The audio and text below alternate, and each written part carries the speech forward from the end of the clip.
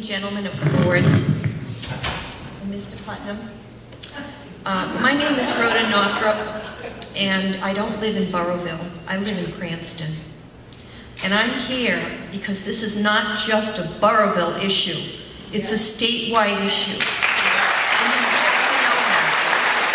And it will also affect Connecticut and Massachusetts because of where it'll be located. We should be ashamed of ourselves.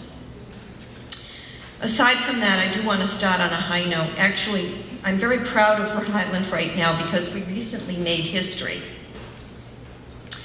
Rhode Island now has the first in the country deep water wind farm off the coast of Block Island. Let's give a hand for wind.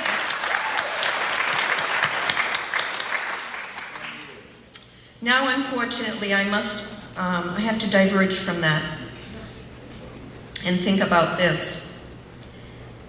How, with all we know, how can Rhode Island possibly be entertaining the idea of this proposed new power plant? I first got involved with this process when I came all the way from Cranston to Burrowville when the governor had been invited to be there and meet with the people of Burrowville. And I want you to know, less than halfway through that presentation, I was in tears. My heart broke for that community, and it still does because this is wrong. I'm a retired registered nurse, and I understand not only the impact on the environment, but the health issues that could result if this power plant does come here. A power plant that will set us back 40 years. Can you imagine that? Set us back 40 years after we're the first in the country to have this wonderful wind farm off Block Island? We must be the laughing stock around the country to diverge so. It's wrong. How could Rhode Island be so foolish to even consider this? If this power plant does come to fruition, it'll spew toxic matter over a 100-mile radius into the atmosphere.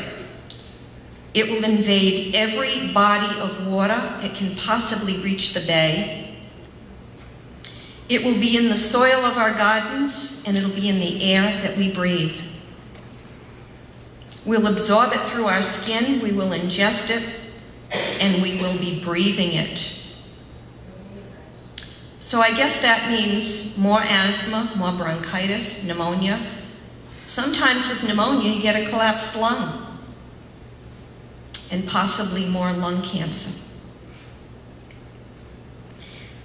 Has anyone thought about the fact that if there's a toxic spill or an explosion, Burrowville doesn't have a fire department? Do you know how long it'll take to get emergency response out here to Burrowville? I'm sorry, we're in Warwick. But to get to Burrowville, it'll be over 45 minutes from Providence, and other communities will have to respond as well, probably Cranston. In the meantime, while they're waiting, there will be death and destruction. We can't afford this to happen. How about the fact that the power plant will consume enormous amounts of water? With 2 power plants up and running, the water that will be consumed adds up to millions of gallons of water per day, even during a drought. And most recently, the governor has asked us to reduce our consumption. So do we go thirsty and the power plant gets the water? It doesn't make sense to me at all. And another thing, how about the destruction to the contiguous forest? Does anybody care about that? And does anybody care that the power plant will be twice the size of Providence Place Mall? Can you imagine that? Set down in the middle of a precious forest in a small town like Burrowville? And Rhode Island doesn't need more energy. We have enough because we're more efficient. Just take a look at those yellow tags on your brand new appliances. Invenergy is using and abusing Rhode Island. And what I have to say to them, I think they should go back to Chicago and go back to the drawing board and start designing wind and solar.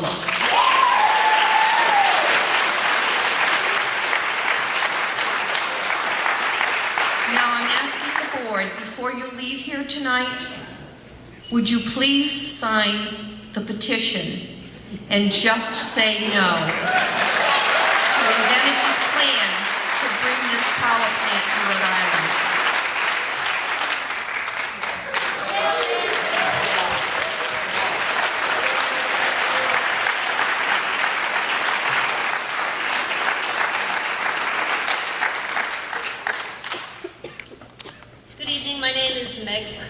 And I'm the Senior Policy Director with the Audubon Society of Rhode Island. And I'm here giving 4 comments, all of which have been made before, but the Audubon Society of Rhode Island is speaking in opposition to the plant. So my first point is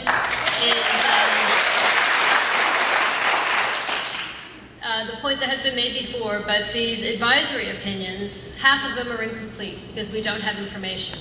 So at Audubon, we can't review these and provide comments on the advisory opinions. We don't have the data from Invenergy. We can't make smart decisions without complete information.